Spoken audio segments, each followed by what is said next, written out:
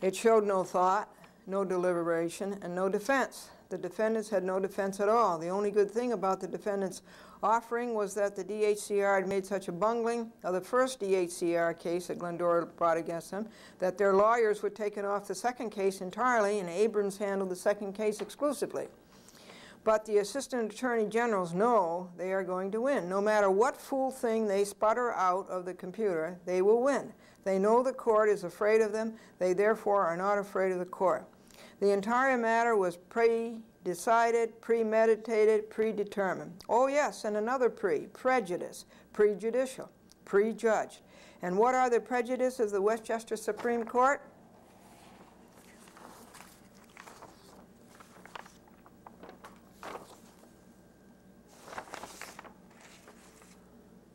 Prejudice against females, prejudice against little people, prejudice against victims. And what are they pro? They're pro-lawyer, pro-big guy, pro-Democrat, pro-Cuomo, pro-government agency, pro-male. Glendora spent $30 copying stuff from the Pace Law books and showing the court that the law was on her side and the facts were on her side. But Coppola was on the DHCR side. But what difference does that make when a court rules what's best for the law clerk and the judge and the secretary? Glendora's argument was 32 pages long, and look what Coppola returns to Glendora.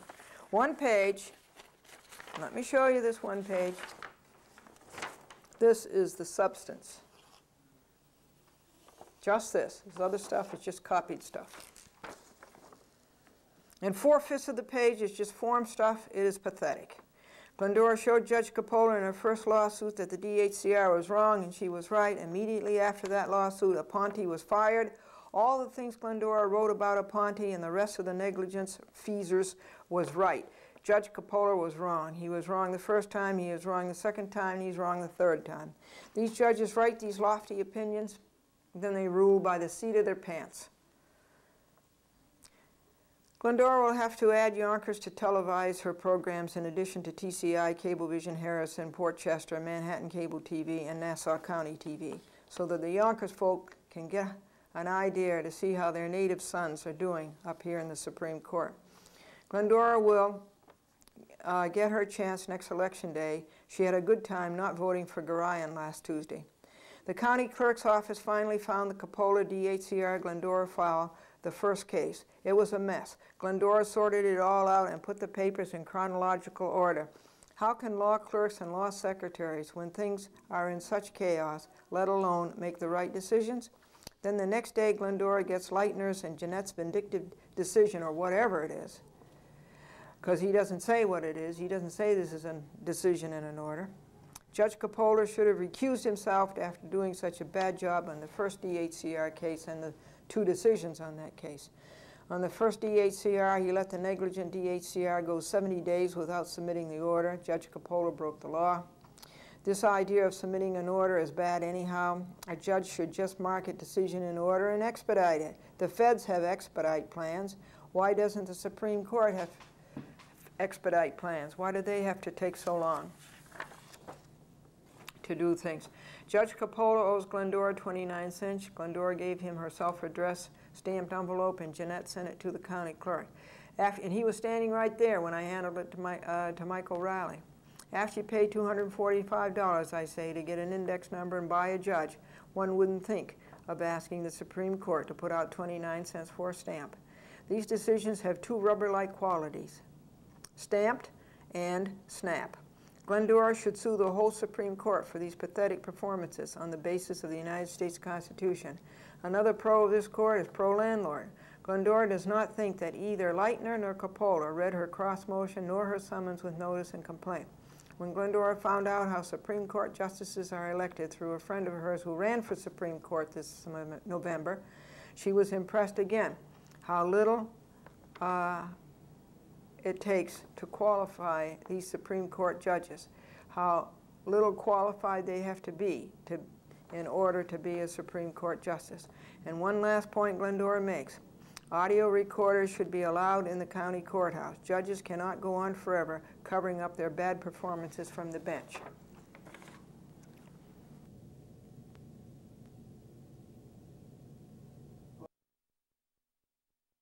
is what happened on Glendora versus Lydia Gallicano et al. On the week of November 8th. Monday, Franklin served the Holden Lydia brief on Ornberger. He mailed one to Lydia. The mailing cost was about $6 and the printing cost was $47, and the time was 2 hours. Tuesday, Glendora was in Nassau County all day chasing the bankrupt. Wednesday, Glendora was in Nassau County again today up until 1:30 p.m. 4 p.m., Glendora and Franklin got the Lydia illegal rent Ruskin brief ready to take to the printers. 10 records, 100 pages, and 11 briefs, 20 pages that will cost a lot of money. The postage to the appellate division in Brooklyn will be awful. The time on Lydia today is 1.5 hours. Daddy, what is an example of minority rule? Daddy, having a baby in the house. November the 11th, 1993, Thursday, Veterans Day. Franklin is a veteran. World War II, D-Day. He was in the Army 5 years, 1940 to 1945. This prepares him to go to the printers and get 11 copies made of the Lydia Ruskin illegal brief rent record on appeal. Time on Lydia today is 1.5 hours. Carolyn is the mother of 3 toddlers. She received a playpen as a gift. She wrote, "Dear Diane, thank you for the playpen. It is my most treasured possession. Every afternoon I sit in it and the kids can't reach me." $132 to print the record on appeal and the brief for the appellate division for Lydia Ruskin illegal rent, perfect the appeal, all because we had dishonest landlords. November the 12th, 1993, Friday, 2 hours to get the papers ready to perfect the appeal, to make another copy, to get them ready to post, to notarize, to serve, all because we had dishonest landlords. First, Franklin went to get a copy of the brief and the record made for Lydia. That cost $13. Then he served Ornberger with 2 records and 2 briefs. That was $6. Glendora wrote a check for $250 to request the appellate division intervention, that is, to buy 5 judges. Franklin got the affidavit of service on Ornberger, notarized. Franklin packaged the 9 briefs, 9 records, and all the other loose papers and took them to UPS to ship. That was $4, and it is gone. That is the end of that for 2 years, folks. For 2 years, the appellate division will be getting around to an oral argument on that case. The time was 3:30 to 5:30 equals 2 hours equals 4 for the day. And Saturday, November the 13th, Glendora got a filing box and loaded the Lydia stuff into it out of the filing drawers. The 1991 stuff, the Holden case, the small claim stuff, the Lydia illegal rent, Ruskin briefs, records, files, the appeal rules generally, landlord-tenant rules, rules of the court, Lydia's dumb refusals, the Judge Freer exhibits, the Nicolai appeal. They are all packed tightly in the one box and are going down to our bin in the cellar. This office is unloaded of all of that. All that is left up here is the Donovan Con Edison punitive record on appeal, brief, and the current file. The total cost of that appeal so far is about $500. Now you have to pay $245 to get it into the court, so that's $745. Then all the copying to get it, about $800. Each one of these lawsuits costs about $800 for no justice. You can always tell how they're going to rule. They're going to rule pro-establishment. They're going to rule for the big people because the big people will make the big political contributions. They're going to rule against women, and they're going to rule against pro se's. And it costs you $800 every time to do that, and I think I filed something like 10 or 11 of these, so that's about $10,000. All lost trying to look for justice. It looks like Lydia is done until December 1, when Glendora will perfect the Donovan Con Ed punitive damages record brief. Bobby brought home a report card with all A's on it. His father says he must get his intelligence from me. His mother says he must because I still have mine. On November the 14th, 1993, Sunday, Glendora has used up the backs of all the pages in the Lydia file. A file drawer and a third. That's about 4,400 pages. We have done our part to save the trees by using up the backs. And let's see. The time on Lydia is a half an hour, and David said before, oh, and I put the Holden, no, the illegal rent file, that'd be Ruskin. I put that into chronological order. And John says, before I was married, I had 3 theories on how to raise children. Now I'm married, I have 3 children and no theories.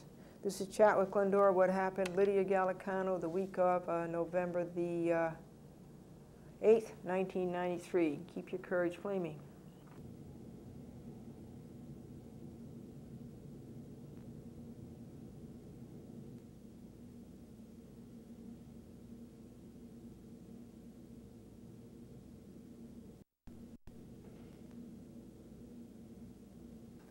This is what happened the week of November the 8th, 1993 on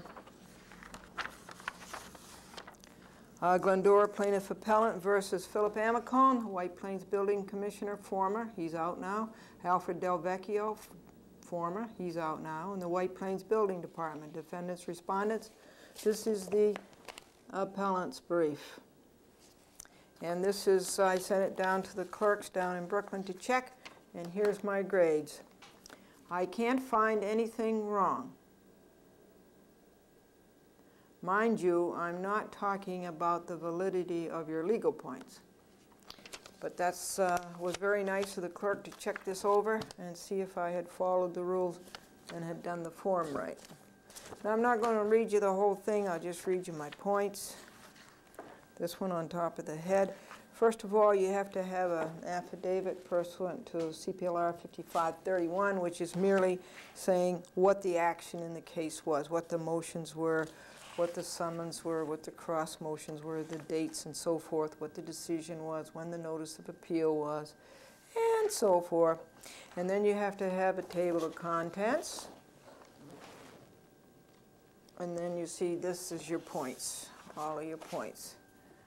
So I'm not going to read you those in the contents because they're repeated up in the argument. Those are the points of your argument. And then you have to have a preliminary statement. I'd better read you that because that's what it's all about. And then you have to change these points into questions involved. Plaintiff Appellant Glendora appeals to this court from an order rendered too late and from each and every part thereof granting defendants, respondents, motion to dismiss plaintiff appellant's complaint of negligence and denying plaintiff appellant's cross motion for $30,000. Here we go. Oh no, then you have a statement of facts. The statement of facts is how the case evolved. And in this case, you know how the case evolved. I pointed out these infractions of the White Plains Building Code at 40 Longview Avenue, owned by Lydia Gallicano. The Amicone would not answer the letter. He would not answer my telephone calls. He would not come and see me when I went to the White Plains City Hall. And he would not return calls. And so he was totally negligent, and I told Del Vecchio and the Common Council about it. Del Vecchio said he would do something, but nothing ever changed. So Del Vecchio is out, Amicone is out. They lost in the election. Argument point 1, this decision and order are not legal. It is 11 days late. This decision and order are not legal. They are 11 days late. The law says 60 days for a judge to make a decision. And here it is right here, folks, Rule 2219, time and form of order. And an order determining any motion shall be made within 60 days after the motion is submitted for decision. And Judge Garayan got this decision in 11 days. Boy, I bet you tell me I had a great deal of pleasure standing in that voting booth and not voting for Judge Garayan. Nobody knows yet whether he won. The return date was June the 8th, 1993. The decision and order were entered August 19th, 1993. A judge should live by the law. Keeping the law is what a judge is getting paid $95 a year for. Point 2, this decision and order were not rendered on the merits of Glendora's case. Judge Garayan, his law clerk, never dealt with the issue of the negligence of Philip Amicone, building commissioner, or of his boss, Mayor Alfred Del Vecchio, nor of their department, the White Plains Building Department. The judge thinks it is just dandy that these 3 defendants endanger the lives and safety of the residents, and that could be you. They are getting paid their salaries to protect. Judge Garine's decision and order is embarrassing to read, that a justice of the Supreme Court can't do better than that. This is a frivolous decision and order. It certainly is. Okay, where are we now? Point 3, Judge Garine is wrong. The Glendora had no special relation. A building commissioner, his department, and a mayor have no special relation to Glendora to protect her from a crumbling cellar foundation, from a single-family dwelling rendered illegally as a two-family dwelling, from a dwelling with no certificate of occupancy and had not been inspected, and cascades of other endangerments. As a resident, Glendora had no special relation to the public officials responsible for her safety. Wrong. Point 4, Judge Garine does not deal with the default of the White Plains Building Department to answer the summons with notice and complaint. Glendora named the White Plains Building Department as a defense lawyer never dealt with this nor even mentioned this. Glendora pointed out this default in her cross motion, responded on page 51 of her record on appeal. But this went over the head of Justice Garine. This is not right. If a court doesn't pay attention to a default, who else has the job? Point 5, Judge Garine is wrong that Glendora did not serve notice of claim pursuant to General Municipal Law, Section 50E, while Glendora telephoned the White Plains Law Department and was told how to file a notice of claim and was sent a pack of papers telling Glendora all the rules. They're very good about that, the Law Department. That's Anthony Grant. Anthony Grant is a nice man. And Glendora filed the proof of claim pursuant to the rules sent her. That it was late should not bother Justice Garine and his law clerk. Their decision and order were 11 days late. And mentioning the Law Department, I want to mention Pat Green. She was at the front desk, and you might have known her. And I liked her very, very much. And at 58 years old, she died of a heart attack. God bless you, Pat Green.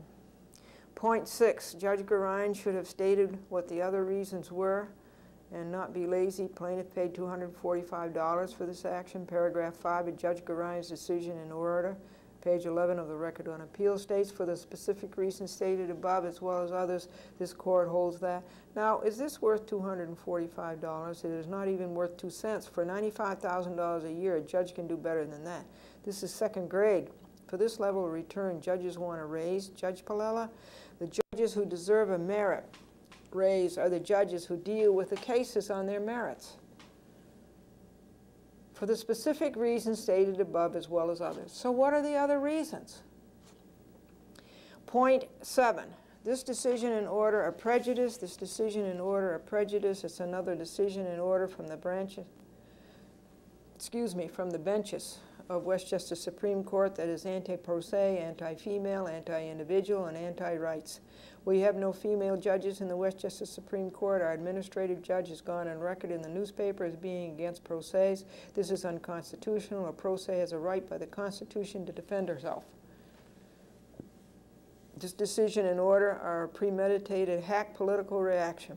We rule in favor of the establishment and against the individual. This is not how courts are supposed to be. Remember, Judge Garine does not have the last word, and neither does the appellate division. You do. The public does. Glendora reads all these papers on her program on television. Right? Right. Point 8, this decision and order set a bad example for municipal public officials. Judge Garine should stand up for high performance. Isn't it so? A judge should stand up for what is right. A judge should not limp out the door whimpering. The negligent performance of a politician is just fine. Judge Garine should have been. I wonder what Judge Garine's background is. Like Judge Green on the AT&T monopoly case. This was a moment for Judge Garine to shine and show public officials they have a trust and show them people expect and deserve their highest performance. How can Judge Garine sleep nights standing up for a dismal record like that of Amico and Del Vecchio and the White Plains Building Department? This decision in order is a blot on the escutcheon. Lady Glendora never gets her day in court, but more Lady Justice never has her day in court. Point 9, the last point. This decision in order is stacked, rigged, mechanical, and dehumanized, and late. Let me read that again to you. This decision and offer is stacked, rigged, mechanical, and dehumanized, and late.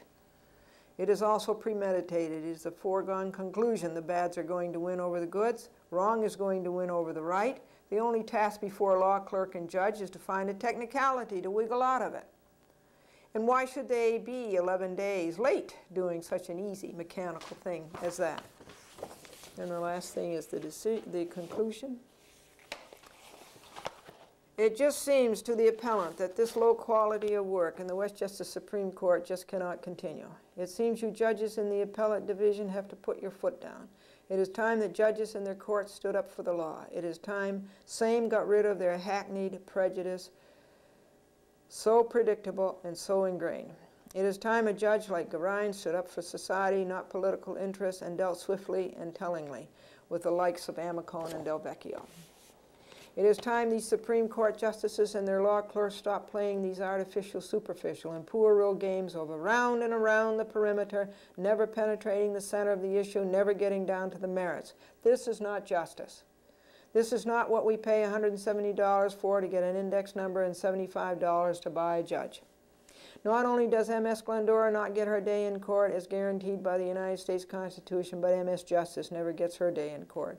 This is the 8th Westchester Supreme Court Justice who has done hollow work. The other 7 are J.S.C. Burroughs, Nicolai, Ruskin, Donovan, Coppola, Rosado, and Fredman. Whom does that leave me? Colabella, I guess. That is the end of the line.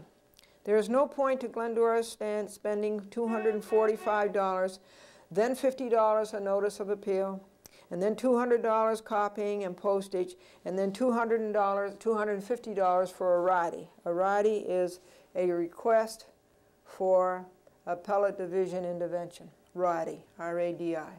That's almost $800 in action. This totals about $6,400 so far, vainly in search of justice in a rotten, decadent, dying courthouse tower. It is a consumer ripoff. Judge Palella tells me judges deserve a raise. I cannot see it. Judges should get merit raises when they finally learn to rule on the merits. Why does the crook always win? Why can't the honest person win once in a while, like you and me? Isn't this what justice, as in Justice Supreme Courts, JSC, stands for? Rewrite the school books and tell kids what it really is like, so they do not grow up thinking we have Sir Galahads and Sir Lancelots sitting on the benches. Instead, we have hollow robes and decisions being made by law clerks and judges standing on their heads, and judges with no judgment, I might add. Meanwhile, people like Glendora are doubly victimized, first by the defendant, then by a court system that has forgotten its calling, its raison d'etre. And we wander through purgatory, calling for truth and justice never to be heard. This, like all the other briefs, will be read on TV, as well as all the decisions. Plaintiff pleads that the Appellate Division 2nd Department reverse Judge Vincent Garine's decision and grant Glendora $30,000 damages. Negligent municipal public officials should diligently perform the work with which the public entrusts them. They should not be patted on the back by the Supreme Court for dereliction of duty. White Plains, New York, dated, and let's see, I guess this was written sometime, finished the first week of November. Glendora, Box 532, Scarsdale, New York, 105-83914-949-9495. In fact, it would have had to been written before election, because I would have told them that Del Vecchio and Amicone lost.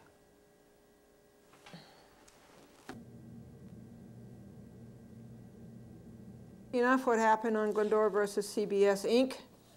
Howard Springer, Executive Vice President and Senior Vice President, Network Sales. That would be Joe Abruzet and Peter Lund. Beth Bresson, Matthew Margot, Marty Daly, and Matt Steinfeld. Well, here's what's going on. It's the brief. The record is all done. And I don't think that I have to send my record to the appellate division to see if I did it right, because I've sent all those other ones and I've done it right. So it must be pretty well right. This is the record on appeal. And It's only 95 pages. It's pretty good. Okay, so I don't think we'll send that down. Nor shall we send the brief, because we're certainly getting pretty good at the form, following the rules how to do this brief. Anyhow, all this going on, the statement according to pursuant to CPLR 5531 is done, and the table of contents is done, and the points, quite a few of the points are written. I made, let's see, I made 4 points the first day I worked on it, and then I made 4 more, so that must be 8. And I made about 3 or 4 this morning. So that's coming along. And that doesn't, I don't think that has to be perfected until December sometime. But I'm going ahead and do it. That's the best ways to get it done, you know, while it's fresh in your mind and get it off your mind, right? Yeah. Writing a letter, getting ready my letter to the FCC. And I want to get that in there by February 1st, between February 1st and June 1st, because the license renewal of WCBS TV is coming up, and I don't want to see them get the license. I opposed it 7 years ago. They are, when they sell you airtime, they're not honest about it, and they're not trustworthy, and they're very greedy, and you have to remember that these are, after all, the public's airwaves. So when this brief is written, I'll read you what I wrote about the CBS television network. And it's true even on a bigger scale there than what I told you on WCBS TV, which is the flagship station of the network, operating in the New York metropolitan market, which makes it one of the biggest, 3 biggest TV stations in the country. Then we have the week off, November the 8th, 1993, Glendora versus Walsh, Alpucci, and Larkin. And here it is. Here's the lawsuit that it took 30 days to write. And the bulk of it, you know, the inside of it, you know, it's 140 pages, 140 something pages. Now, it says the Supreme Court of the State of New York, County of Westchester, Glendora plaintiff versus Daniel Walsh, Roberta Walsh, James Walsh, Nella Alpucci, Theo Alpucci, Andrew Larkin, and Kevin Larkin defendants. Summons with notice, index number 2048293, that cost $170, and it was filed with the clerk of the County of Westchester on November the 8th, 1993, Monday, Andrew J. Spano. To the above-named defendants, you are hereby summoned to answer the complaint in this action and to serve a copy of your answer within 20 days after the service of this summons, exclusive of the day of service, and in case of your failure to answer, judgment will be taken against you by default for the relief demanded herein. Dated October 1993, defendant's address, 21 Greenridge Avenue, White Plains, New York, 10605, Glendora, Box 416, White Plains, New York, 10602, 914-949-9495. I still have my Scarsdale box. You can also write there. I took the White Plains box because they're open more hours in the Scarsdale post office, and it's 5 miles down to Scarsdale and 5 miles back. Notice the nature of this action is damages for intentional acts committed by the defendants to cause plaintiff mental and emotional disturbance, and for insulting and abusive language to cause plaintiff mental anguish. These acts having been committed from April the 12th, 1993 to the present date. And as I say, you know all of these acts because you've lived through them, because you've heard them every week on this program. The relief sought is money damages. Upon your failure to answer, judgment will be taken against you for the sum of $7,000 for the Walsh defendants, $7,000 for the Alpucci defendants, and $7,000 for the Larkin defendants. And here is the complaint. Now, I just read you a little bit of that because you know it so well. On April 12, 1993, Daniel Walsh, Roberta Walsh, Nella Alpucci, and Andrew Larkin did allow their children to break the White Plains Noise Ordinance, Sections 343C, by yelling, shouting, hooting from 2 p.m. to 5 p.m. so as to annoy and disturb the quiet, comfort, repose, health, and peace of persons, Glendora and spouse Franklin, in the residence of Glendora and spouse Franklin. Daniel Walsh, Roberta Walsh, Nella Alpucci, and Andrew Larkin did allow their children to ignore the plea of Glendora and Franklin for quiet and repose. Roberta Walsh and Nella Alpucci on April 21, 1993 did summon the White Plains Police on a frivolous charge. Glendora is videotaping our children. Videotaping said children is not a criminal offense that concerns the White Plains Police, nor is videotaping said children a civil offense. Glendora's reason for videotaping the children violating the White Plains noise ordinance was for evidence for the police or for the court or for the judge or for a jury. Glendora is preparing herself for a lawsuit in the event the Walsh, Alpucci, and Larkin juveniles continued to violate the law of peace and quiet, stated above in paragraph 1. Said defendants were negligent in allowing their children repeatedly to bring up to 6 non-residents onto the property at 21 Greenridge Avenue and allow said non-residents to increase the violation of the White Plains noise ordinance by a factor of 6 to an unbearable crescendo outside the bedroom windows of residents Glendora and Franklin for up to 5 hours of uninterrupted trauma every afternoon. Defendants Daniel Walsh, Roberta Walsh, Nella Alpucci, and Andrew Larkin intentionally, in the case of the Walshes and the Alpuccis, and negligently in the case of Larkin, did inflict on Glendora and spouse Franklin severe emotional distress.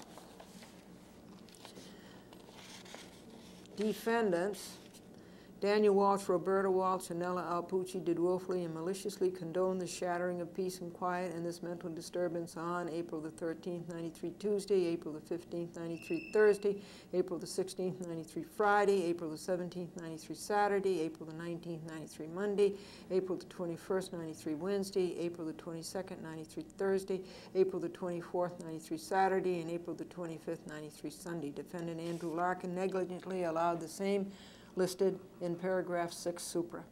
On April the 22nd, 1993, Thursday at 7:15 p.m., Nella Alpucci said to Glendora, "You are sick." This is insulting language.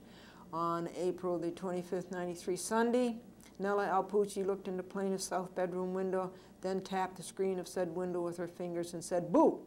She then recounted all this to her son Theo as they passed plaintiff's east bedroom window. Daniel and Roberta Walsh were negligent in allowing the son James Walsh on the following days to cause noise and disturb the peace outside Glendora's bedroom window in an area where the landlord specified to them and to Alpucci and to Larkin there should be no noise and no boisterous activity. And I list the dates. Nella Alpucci began a campaign of automobile horn blowing on April the 29th, 1993, Thursday, 7:44 a.m., directly under Glendora's south bedroom window.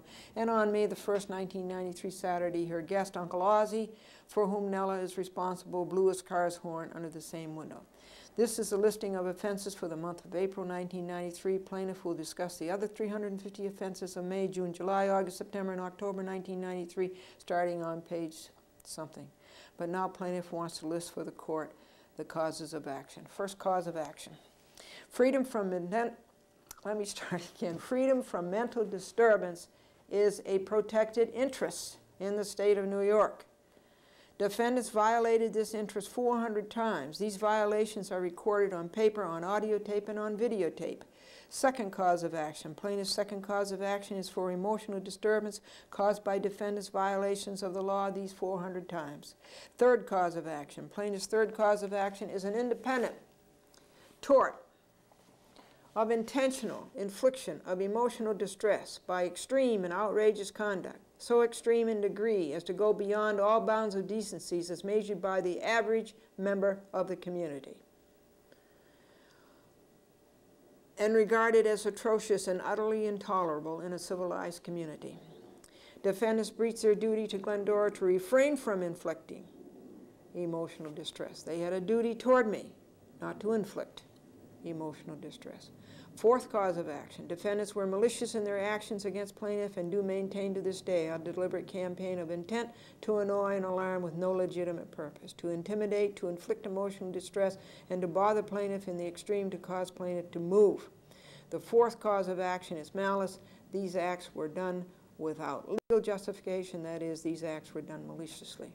Well, they didn't cause me to move. As I told you, I just renewed my lease 2 years. Fifth cause of action.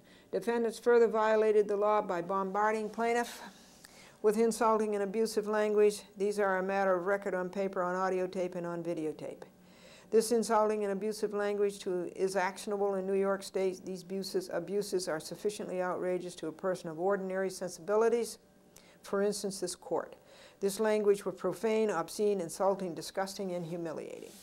Sixth cause of action. An action lies against these defendants for negligent infliction of severe emotional distress. Fright was negligently induced without any physical contact. Seventh cause of action. See, that's the civil side of it.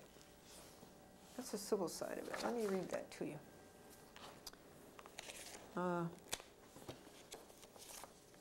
See, in New York State, freedom from mental disturbance is a protected interest. Damages may be recovered on a cause of action for emotional disturbance. New York law allows recovery, damages, for mental disturbance in the absence of a physical impact. There does not have to be any physical impact or any physical contact. Seventh cause of action. These torts by defendants against plaintiff were intentional, wanton, and willful. These torts caused emotional distress, anguish, mental suffering, and mental disturbance. These torts are based on malicious and wrongful acts by the defense. It's the eighth cause of action. There is a guarantee of genuineness in the circumstances surrounding this mental disturbance. Okay, now, these pages right here may list in essay form the torts and number the torts. And like, for instance, paragraph 52 is tort number 51 on May the 13th, 93, Thursday, 4:40 p.m. when Glendora walked through the courtyard. An older woman visiting Nella Alpucci called Candy, Candy. Candy is Nella's nickname. Nella looked out her second floor window and said derisively, "Oh my," and I won't say that word in vain, "Laurel and Hardy."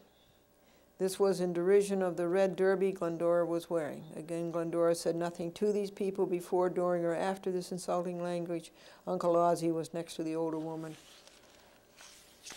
And then it goes, then it starts going the third week of May and so forth, and then it starts just reproducing for the court the what happened logs that you've heard read every week for 9 months. See, these. All right, so you know all that. I am going to read you the wherefore. The wherefore.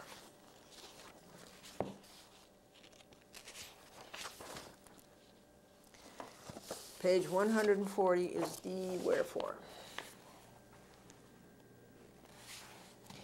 Wherefore, pages 2 through 139 of this complaint do state 8 causes of action with 512 counts of personal injury, along with the audio-taped and videotaped evidence to be submitted, and plaintiff has shown A, defendant's conduct was so outrageous and shocking as to exceed all bounds of decency as measured by the average member of the community would tolerate, and B, that defendant's conduct caused severe mental distress to plaintiff, and C, that defendants acted with the desire to cause such distress and acted recklessly and under circumstances that made it certain defendants knew that mental distress would result. You see, that's very important. When they did this, they knew that mental distress, and that was their reason for doing it. Plaintiff pleads this court, number 1, grant her judgment of $7,000 per family, equaling $21,000 in total. 2, grant her the costs and disbursements of this action. 3, grant her such further relief that court deems just and proper, dated White Plains, New York, November the 8th, 1993, Glendora, Box 532, Scarsdale, New York, 10583, 914-949-9495. And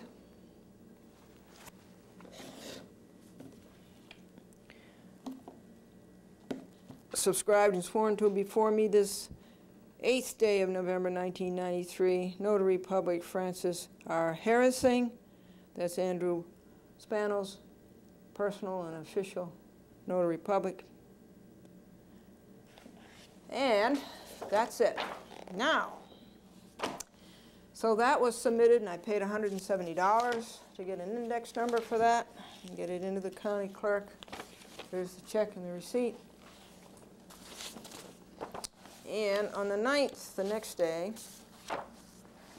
I had to go to Nassau County to chase that bankrupt, that crook, Scott Lord, and find out what reports were in the courts about him. And then, and I found 3 pages of judgment against him. Unbelievable. And then the next day I had to go to try to effect public personal service upon him and Jan Stahl and Jeffrey Barnes. And I had to do 220 telephone calls, so there really was no time to have this served on Walsh, Alpucci, and Larkin. And then, yeah, so Thursday morning we got right to it, okay? And here is what happened. Wow. And I want to tell you this because I want you to know about personal service. If we had had this hired a process server through, say, for instance, U.S. Lawyers Service, this would have cost about $40 per person, $120. No, it'd be more than that because there were 7 services. Think of how much that would be, $200. All right, mailing number 33, 21 Greenridge Avenue, Glendora versus Walsh, Alpucci, and Larkin. What happened November the 8th, 93 week, the post lawsuit.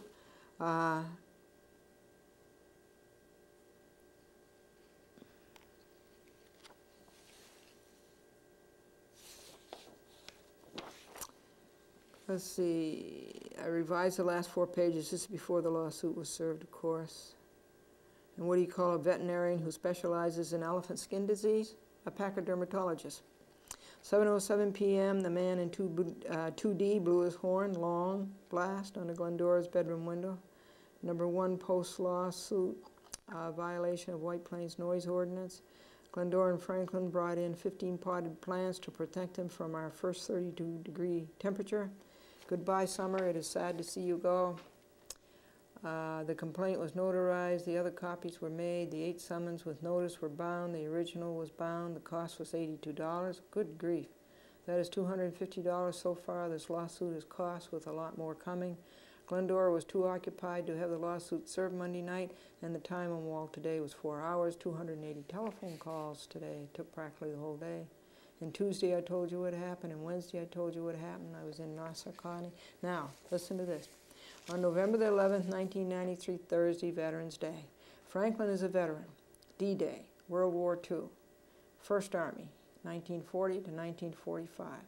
We thank you, Franklin. We thank Mr. Richard Young, who was in the 7th Army on the front lines, the Rifle Division. We thank all of you veterans. Veterans Day is very important. Our flag is flying. 7:25 a.m., Franklin served the summons with notice and complaint on Nella Alpucci and Theo Alpucci. Nella fled from the service. Franklin dropped it into the car Nella was getting into. She swept it onto the asphalt and got in and closed the door. Her sister, dressed shabbily in blue jeans and a blouse, jumped out of the driver's seat, ran to the passenger door, picked up one of the summons, and slung it like a man, not like a woman, with all her might after Franklin, who, his job having been done perfectly, left the scene and was going through the front door into Building A. The sister slung the summons in book form at least 30 feet. Then she feverishly picked up the second copy and slung it the same way. They landed near Walsh's red truck. We did not care. What they do with them is up to them, the defendants. Franklin said, "You are served," to Nella Alpucci. He said also to her, "Theo Alpucci is served." The service was the best there is, personal service, service on the person herself. Nella's sister did an ignorant thing, violating legal papers. She can get into a lot of trouble, but it is not our problem. We were not prejudiced by it. Our job had been done and done perfectly. We are not responsible for what they did with the papers after they were served. You have to give our printer credit for such a durable binding. The books remained intact after such out-of-control abuse. You see, the whole thing is, folks, you deliver and leave. That's all you have to do. You deliver and leave. What they do with it after you deliver and leave is their responsibility. At 8:10 a.m., Franklin Nash served James Walsh. James Walsh went off into his habitual volley of abusive, obscene, and pugnacious language. It's really terrible stuff. Stood there at the door over and over again. Nobody talking to him, just spouting this out all by himself. Franklin told him, "You are served," and James Walsh is served. Franklin said it twice. Daniel Walsh stood at the front door, trying what has not worked in 8 months, vile, abusive language. This has worked in 8 months? This never has been a solution, yet he keeps trying it over and over. Roberta came flying down the stairs from their apartment and walked right into the service. She was in a floor-length orange bathrobe. Franklin grabbed her summons with notice and complaint and served her. Franklin said, "You are served." Roberta flung her verbal abuse and insults, a repeated pattern that has accomplished nothing for her in 8 months also. So 5 out of the 7 were served, the best service there is. The summons of Daniel, Roberta, and James lay at the bottom of the first flight of steps. What happens to them is not our concern. They are making it easy for us. If they do not answer the summons with notice and complaint in 20 days, we win by default judgment. That's going to be very, very easy. They don't pay attention to these summons, it's over in 20 days. We get the money. This is a classic case of what you don't know can hurt you, and hurt you very badly. Franklin tried serving Theo Alpucci personally, which the law requires in addition to serving him through his mother. See, he is an infant, what the law calls an infant. To the law, an infant is anybody under the age of 18. Theo Alpucci is 14 and over, but he's an infant 14 and over. Kevin and James are infants. And you have to serve an infant under 14 through his parent, and you also, through his parent. And you have to serve an infant over 14 through his parent and also on him personally. In addition to serving him through his mother, but nobody would answer the door. Uncle Ozzie blew his horn outside our living room windows at 8:34 a.m. This is tort number 513. Do you remember Daniel Walsh telling Diana Williams of Eyewitness News, "I wish she would get this lawsuit started. We want to get her before a judge." Well, why did he back down on this? When he was served, why did he back down? He didn't look happy that he was served. He didn't look happy that the lawsuit had started. Why did he back down on Williams interviewing him on camera? In all these 8 months, they have never learned how to handle this fight they started by breaking the White Plains noise ordinance on April the 11th, 1993, Easter Sunday. The fight has to be on legal grounds. Why try every illegal way that wildly and irrationally comes into the head? Never break the law. That just invites trouble. Stopping what they were doing has helped, but there are all the damages committed on the person of Glendora that they have to pay for. The position of the summons on the floor changed several times. The summons with notice, only 1 page, and the first page was face-up and could be read by anyone. The Neanderthal reaction to the service was South Bronx, as Glendora has been reporting to you for 8 months now. And the White Plains police called and said they were working up a case and did not want us to think that they had forgotten us. Franklin tried to serve the Larkins several times during the day. 4 p.m., Glendora went to edit her program for TV at TCI. On Wall, she laid down the first of her What Happened logs, videotaped so long ago.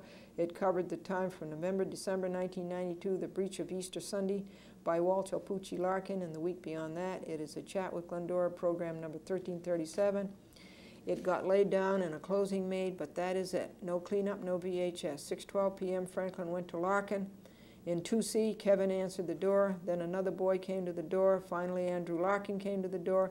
He said, "She's nuts and you're nuts." Franklin said, "You are served," and Kevin Larkin is served. Franklin repeated it and left. This is a bad way to treat a veteran who offered his life for his country.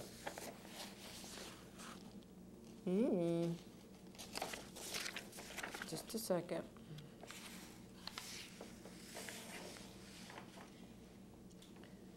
The time in Walsh and Alpucci today is 3.5 hours. Nobody would answer the door at Alpucci 4B so that Franklin could serve the second copy on Theo. When Bobby came home from school and got all A's on his report card, his father says he must get his intelligence from me, and his mother says, "He must, I still have mine." On November the 12th, 1993, Friday, at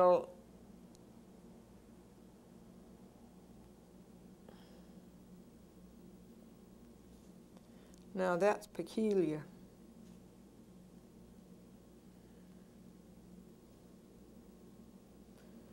Okay.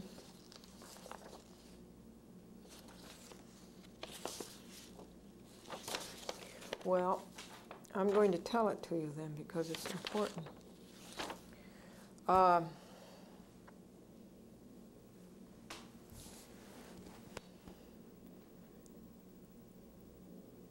At 7:05 a.m.,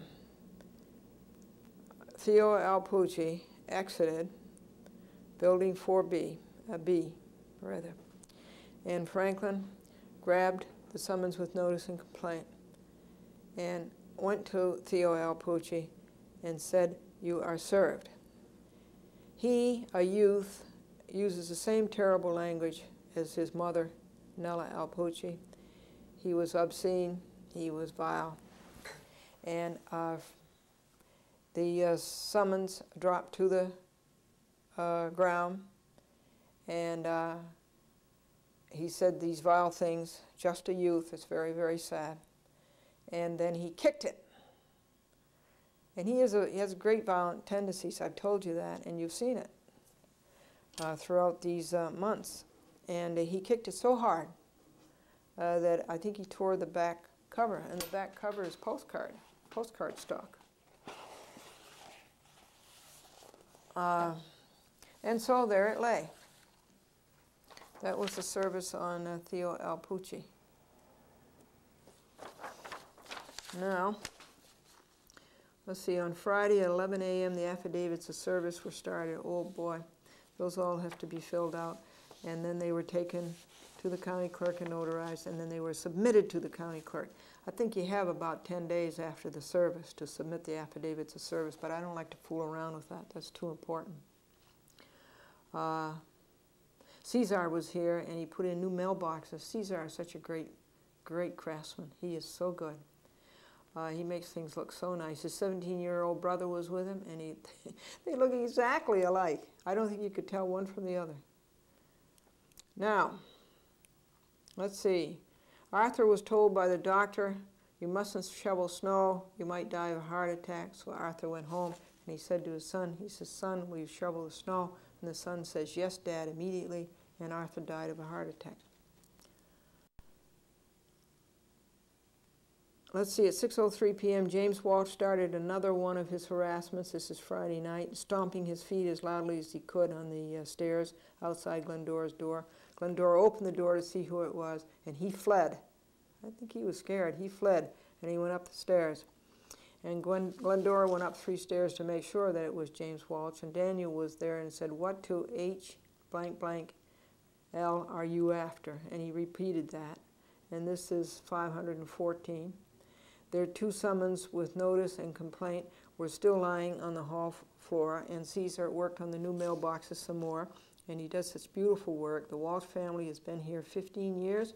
They must be paying something like $500 a month rent, having been here so long. November the 12th, 1993, Saturday, 7:20 a.m., James Walsh started another one, stomping his feet on the stairs. Glendora opened the door to identify him. Daniel Walsh says, "That's number 8. What does that mean? Do you know? There was powder all over Glendora's threshold. The 2 summons are still there. Oh, by the way, one of the summons was picked up. There were 3 lying on the hall floor. The summons for James Walsh was picked up. The other 2 are just lying there. And there were 3 letters unopened that Glendora had sent to Andrew Larkin over his 3 weeks. I don't know which 3 weeks. And they had pink scribbling on the face of the envelopes.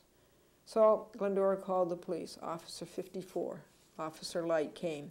He was aghast at the summons, although not germane to this call. He looked at one. He wanted to know why they were there. Glendora said, "Served, delivered, and left there." Why are they here? That is where they were served. Then he understood. Larkin has to learn. What you don't know can hurt you.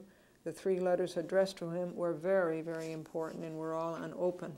The audio is on tape 502.1. The video is on 2Y. Glendora should have insisted that Light question the prime suspect, Roberta Walsh, with all the powder all over the threshold. It turned out to be soap powder. Franklin thinks it is Kevin Larkin. Judge Rabin called Glendora. He's the chief judge at the Yonkers Court, and he has to retire. He's 70, but he's such a whirlwind of energy. It's too bad. Glendora memorized some of the laws. Caesar is putting finishing touches on the mailbox. It was a lot of work. Glendora asked him if she could use paint and brush to paint the top of one of her new file boxes to be added to her cellar bin. Yes. Glendora gave him 3 white chocolates from Massachusetts. You cannot get them anywhere else. Hebert's in Massachusetts. They're so good. Number 514, James again. Number 515, the powder. The letter should be returned by U.S. mail. Simply mark them refuse. 516, James was harassment. 5th section, intent to annoy and alarm with no legitimate purpose. Glendora told Officer Light, this is intentional acts to cause mental disturbance, the very thing that got themselves sued for. Damages have to be recovered for such actions, and the summons with notice and complaint delivered to Theo Alpucci and left with him is no longer lying on the north lawn, folks. It is gone. It was between buildings B and C, and it's gone. 1:07 p.m. filing, and Dunwall at 1:15 p.m. And Sunday wasn't much, just to close the log.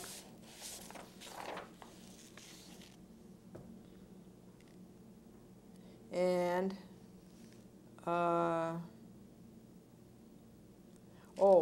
the first wall videotape has been put on cable TV. It was done this week. And that's the terrible one with Nella Alpucci's obscene and abusive language. Several of those, as you know, they're on tape, they're on audio tape, and they're on videotape. And so those have been telecast, the first of those, the first chapter. And then the envelopes had to be made out, and then this log had to be copied, and I think that's it. And what was the total time? 18 3/4 hours this week of self-defense against people who break the law. And this is Glendora, chat with Glendora. And joke, you gotta have a joke. The secretary says, I never have to worry about the boss losing his temper. He can always find it when he needs it. Keep your courage flaming, folks. Bye-bye.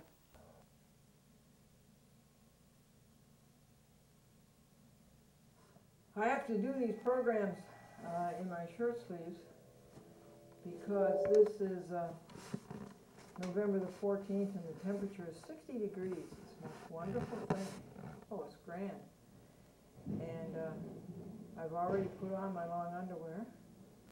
Once for the winter you put it on, you can't take it off. And this light to televise is 600 watts. So this shirt sleeve program. I want to tell you that Judge Freya, who is a White Plains City Court judge, small claims, she signed a subpoena. This is in the matter of Glendora versus the Martial Arts Institute of America on Court Street in White Plains. And Judge Freya signed the subpoena for the personal appearance of Grandmaster Kim. You see, when we came to court on October 27th, our return date, Master Park showed up and Mr. Bell, but Grandmaster Kim did not show up, and he's a defendant.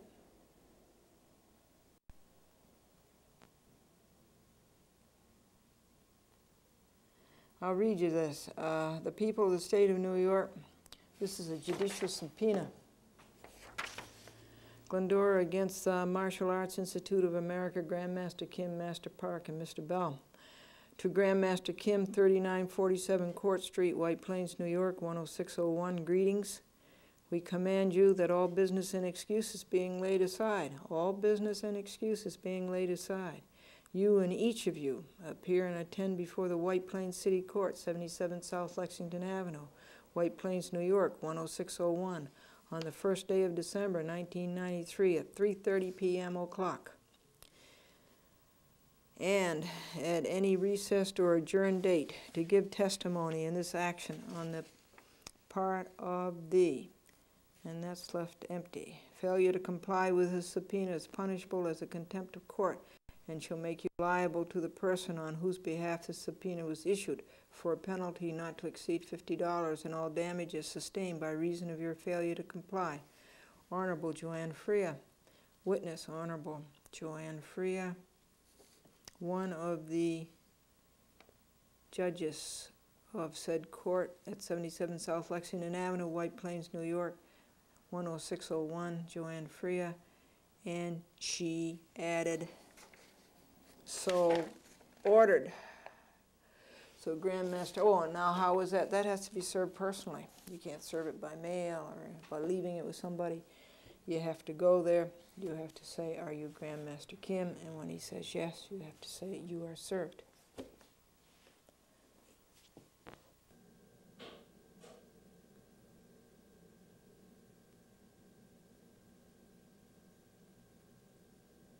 Tell you about the Funeral Planning Association of the Society of Westchester. You call up the Unitarian Church in on Rosedale Avenue in White Plains, and you tell them you want information about it. Now this is a great thing. Now when my mother died when she was 93 years old, you're in no condition to start making plans, you know, as to what has to be done. When you've lost a loved one and you're in grief, it's no time to be making decisions about what has to be done. And my mother belonged to the Memorial Society of Buffalo. And this is the same thing, sort of, only they call it the Funeral Planning Association of Westchester. And all it is that you belong to this group, and they have annual meetings, and you have this form to fill out, and it makes all of the arrangements for you. It gives you, it's a very simple form to fill out. It is where you were born and what your work is and what your address is and who your mother and father were. They have to have that on the death certificate, so that's needed. You have to know that. And they have to know whether you're going to be cremated or whether you're going to have a casket. And when you look into these things and find out the prices of these things, that's going to help you make up your mind. Funerals should not cost as much as they do. You may not choose to have a funeral. You may choose instead to have a memorial service with no viewing of the body. And then if you are going to be cremated, where you're going to have the ashes sent, and where you're going to have the memorial service, and what passages you want read, and what hymns you want sung, and who your funeral service is going to be. And then you find a person who's going to take care of all these things for you. And that person signs it here, and a witness signs it, and you sign it. And then when something like this happens, you know, when my mother died, all I had to do was to call her funeral director. That's all I had to do, and he took care of everything. So I highly recommend that you do this, and it's a very simple thing to do, but it certainly is the best way to do.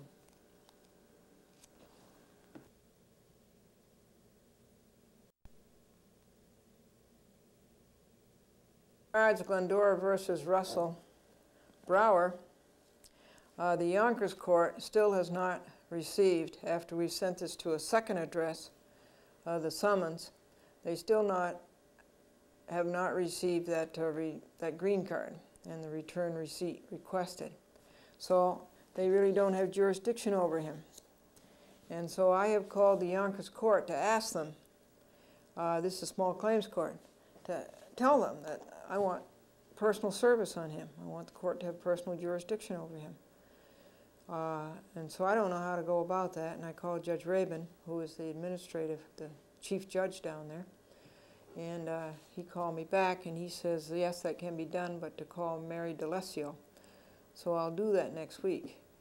And if they will let us, what I would like to do is Franklin to go over and serve him personally, because that's the best kind of service there is. Nobody can get around that. And so that's where it stands, and I'll report to you next week. This is the week of November the 8th, 1993. Oh, you got to have a joke. Bob and Joan were out late, and they were out later than they should, and they hurried home, and they said to the babysitter that they were terribly sorry that they were late, and the babysitter says, "That's all right. If I had kids like these, I'd stay out late too." Take care. Keep the courage flaming.